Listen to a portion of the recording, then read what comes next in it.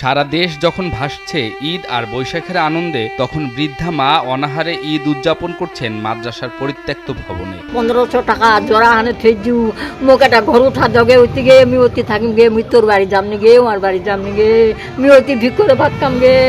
সমাজে সুপ্রতিষ্ঠিত দুই পুত্র আর পুত্রবধূদের কাছে কেন এত বড় বোঝা হয়ে উঠলেন একজন মা, এমন প্রশ্নে এলাকা জুড়ে চলছে আলোচনা সমালোচনা। যে ওনার দুই ছেলে আছে, ওনাকে চেষ্টা করে বুঝাইছি, ওনারা শিক্ষিত মানুষ হয়ে অশিক্ষিত মানুষের মতো ব্যবহার করে। উনি যে একটা বয়স্ক মানুষ মহিলা, ওনার স্বামী মারা গেছে, উনি যে মহিলা উনি আমার দাদি হবে, তো বিষয়টা শুনে আমাদের সবারই খারাপ লাগছে। সপ্তাহ পার হয়ে গেছে মাদ্রাসার পরিত্যক্ত ভবনে দিন যাপন করছেন অসহায় এক মা।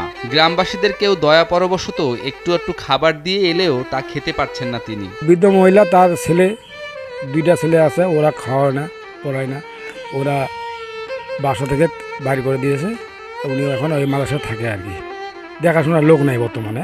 70 বছরের এই অসহায় বৃদ্ধার নাম সরেজা খাতুন। তিনি ঠাকুরগাঁওয়ের পীরগঞ্জ উপজেলার ঘুঘুয়া গ্রামের বাসিন্দা। স্বামীর মৃত্যুর পর এ যাবৎ 10-12 বার বৃদ্ধা মাকে ঘরছাড়া করেছে আদরের সন্তান শহীদুল ও বেলাল হোসেন। আজ 5-6-7 দিন হল, 7 দিন তো আমার পেট আর চলেনি। মাঝে ঘর আছু এইটা মোক আল্লাহ তোমার বিচার করে দাও। মোর কি বিচার করিবেন? মোর খাবার নাই, মোর ঘর নাই, মোর দুয়ার নাই, মুই কোনটে থাকি, মুই কি করিম? এটা আমি বিচার চাও তোমার ঠিক। সরেজা খাতুনের দুই সন্তানের বিরুদ্ধে শুধু তাকে বাড়ি থেকে বের করে দেওয়ারই অভিযোগ উঠেছে মারধরের অভিযোগও। এতেও শেষ হয়নি বৃদ্ধা মায়ের কষ্ট। সরেজা খাতুনের জন্য বরাদ্দকৃত বয়স্ক ভাতার টাকাও তুলে নিচ্ছেন তার সন্তানেরা। বয়স্ক ভাতা টাকা কিনা লেলেছে, আর মোক খাবার দিবে নি, মোক লিগলা দেছে, বাড়িত মাইর দেছে, ডাং দেছে, ইডা করছে ওটা করছে, বিভিন্ন রকমের মর্ষণ করছে। বাইর ঢুকেছে, বাইর ঢুকিয়া দেয়নি, টিপলটা টিপা দেয়নি, পায়খানার যাবা দেবে নি, ভাত খাবার দেবে নি, তালা চাবি লাগাতে দেছে, মুখ পেলে ভিক্ষা করে ভাত খাওয়া হবে। যে সন্তানদের পরম আদরে তিলে তিলে বড় করে তুলেছেন সরেজা খাতুন, আজ তাদের অবহেলা আর অত্যাচারের বিরুদ্ধে বিচার চাইতে হচ্ছে। একজন মায়ের জীবনের এমন নির্মম পরিণতি দেখে দুঃখ পাচ্ছেন গ্রামবাসীও। এই বৃদ্ধা মহিলার বাড়ি থেকে তার ছেলেগুলা বাইরে করে দিছে, এইটা আমাদের এলাকার জন্য দুঃখজনক, এবং এটার জন্য আমি আইনি প্রশাসনের কাছে আইনি ব্যবস্থা গ্রহণ করার জন্য অনুরোধ করিতেছি। একজন মায়ের এমন করুণ পরিণতি দেখে শঙ্কিত হয়ে পড়েছেন গ্রামের অন্যান্য বয়োজ্যেষ্ঠরা। প্রত্যেকেই চান সরেজা খাতুনের সাথে তার গর্ভজাত সন্তানেরা যে অপরাধ করেছেন তার দৃষ্টান্তমূলক শাস্তি হোক। বারে এভাবে বাইর করে দিচ্ছে, একটা বয়স্ক মানুষ এখানে থাকা সম্ভব? ইনার দেখা দেখি আরো 10 জনে বলবে, শিখবে, আরো ছোট ছোট বাচ্চাগুলোও তো শিখবে। আমরা তার ছেলেদের বিচার চাই, কেন তার মাকে বের করে দিচ্ছে। বিষয়টি সম্পর্কে জানতে বৃদ্ধা সরেজা খাতুনের দুই ছেলের সাথে যোগাযোগ করার চেষ্টা করা হলে তারা ক্যামেরার সামনে কথা বলতে রাজি হয়নি। এছাড়াও তারা বিভিন্নভাবে সরেজা খাতুনের সাথে করা অন্যায় অস্বীকার করে নিজেদেরকে নির্দোষ দাবি করেন। তো বাসা থেকে বারবার বের করে দেয়। আমরা কয়েকজন ছেলেপেলে আসে, কিছু শুকনো খাবার টাবারের হাতে নিয়ে আসে, খায়, আবার মিটমাট করে বাসায় পাঠাই দিই।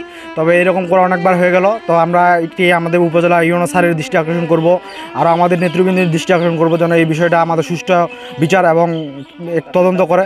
এ বিষয়ে 2 নং কোষারানীগঞ্জ ইউনিয়ন পরিষদের চেয়ারম্যান গোলাম মোস্তফা বিষয়টি সরেজমিনে তদন্ত করে দ্রুততম সময়ের মধ্যে ব্যবস্থা নেওয়ার আশ্বাস দিয়েছেন। যে বৃদ্ধ মহিলা, ছেলে, 2টা ছেলে, বড় ছেলে নাম শহীদুল ইসলাম, ছোট ছেলে বেলাল হোসেন, মাকে তারা নাকি বাড়ি থেকে বের করে দিচ্ছে, ঠিক মতো খাওয়া দাওয়া দেয় না, ভরণ পোষণ দেয় না। তো বিধবা মহিলা, আমি অবশ্যই কার্ডটা করে দিয়েছি বয়স্ক ভাতা, ওই টাকা মোবাইলে ঢুকে, কিন্তু মোবাইলের টাকার সে ঠিক মতো পায় না। তার প্রায় 10 কাঠার মতো জমি পড়তো, যারা দেখভাল করবে, যে সন্তান দেখভাল করবে, দেখাশোনা করবে, তার 10 কাঠা বাড়ি দিয়ে গেছে তার স্বামী।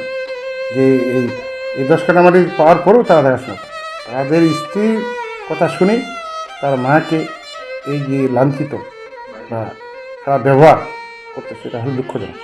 না, অবশ্যই আমি এই শুনলাম, যেহেতু এখনই আমি যাব, সেই তদন্ত করি, যদি সঠিক তার হয়, আমি চাই সঠিক একটা বিচার হোক, তার ছেলেদের শাস্তি হোক, এই শাস্তি চাই। এটা গর্ভধারিণী মাকে তারা এভাবে করবে, এটা সহ্য করা। বিষয়টি নিয়ে পীরগঞ্জ উপজেলা নির্বাহী কর্মকর্তা রমিজ আলম বলেন, সামাজিকভাবে চেয়ারম্যান যদি সমাধান করতে না পারেন, তাহলে আমি নিজে গিয়ে প্রশাসনিক ব্যবস্থা গ্রহণ করব। কিছু না, আপনি লিখিতভাবে অভিযোগ দিতে বলেন, প্রয়োজনে আগে যাক চেয়ারম্যান গেলে ওখানে আগে সবকিছু তো ধরে থানা হাজির করলে তো মা তো আর সন্তানকে নিয়ে থাকবে না। যদি না মানে তাহলে পরে আমরা দেখবো। আগে বলছি, আমি চেয়ারম্যান সাহেবকে বলছি, চেয়ারম্যান সাহেব নিজে যাবে, গেলে পরে যদি না মানে তখন আমাদের কাছে অভিযোগ করতে পারি।